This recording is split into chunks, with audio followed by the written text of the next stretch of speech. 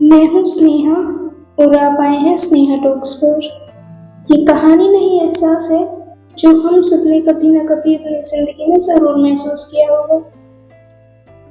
कहते हैं ना, जिनको सब कुछ मिल जाता है उनको कदर नहीं होती, और जिनको कदर होती है उनको सब कुछ नहीं मिलता। तो वीडियो शुरू करने से पहले मैं आप सबसे एक सवाल करना चाहती हूँ। क्या आपने कभी वृद्धाश्रम को अंदर से देखा है? अगर हाँ, तो कमेंट में यस जरूर लिखना। जब आप वृद्धाश्रम में जाते हो तो वहां जाते ही आपको कुछ अलग सा महसूस होता है। दिल में अजीब सा डर भी महसूस होगा। वहां लोगों को देखकर तुम अपना फ्यूचर सोचने लगोगे। तुम्हें लगेगा कहीं तुम्हें भी कभी ऐसी सिचुएशन का सामना ना करना पड़े।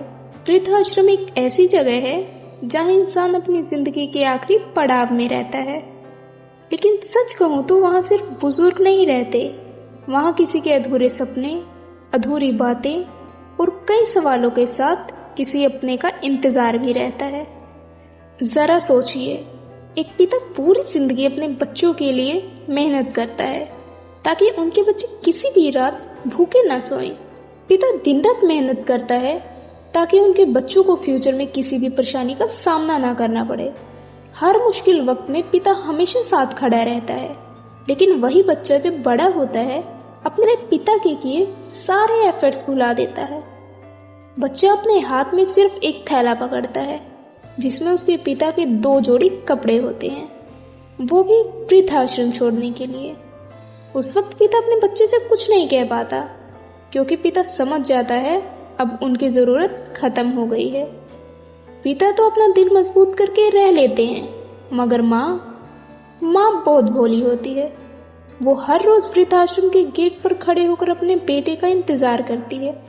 वो सोचती है कि अब आएगा उनका बेटा उनसे मिलने, लेकिन नहीं, उनका बेटा उनसे मिलने आता ही नहीं। जिस बेटे पर वो किसी की परछाई भी नहीं पड़ने देती थी, उसी बेटे ने आज खुद ही अपनी माँ को खुद से दूर कर दिया। उसने एक बार भी नहीं सोचा इस उम्र में किस तरह अकेले रहेंगे उनके माँ बाप। अगर आप कभी वृद्धाश्रम जाओ तो एक बात जरूर नोटिस करना, वहां आपको बहुत खामोशियां मिलेंगी। उसी खामोशी में लिपटा हुआ दर्द भी महसूस होगा। कोई किसी अपने का इंतजार करता दिखेगा तो कोई अपने बच्चों की पुरानी तस्वीरों को निहारता हुआ नजर आएगा।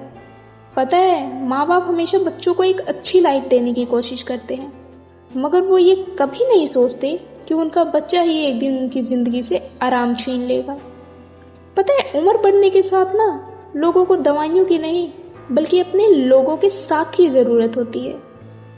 जो माँ तुम्हारे बुखार आने पर सारी रात जागकर तुम्हारी देखभाल करती थी, वही माँ आज भी रात भर जागकर तुम्हारे लौटने का इंतजार करती रहती है।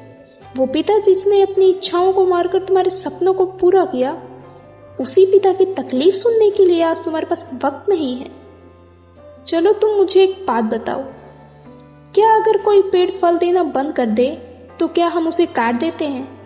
नहीं ना, क्योंकि हमें पता रहता है कि ये पेड़ फल भले ही ना दे मगर छांव जरूर देते हैं। इसलिए अगर आपके माँ बाप आपके साथ हैं तो प्लीज अब आपकी जिम्मेदारी बनती है कि अब एक आरामदायक जिंदगी आप अपने माँ बाप को जरूर दें।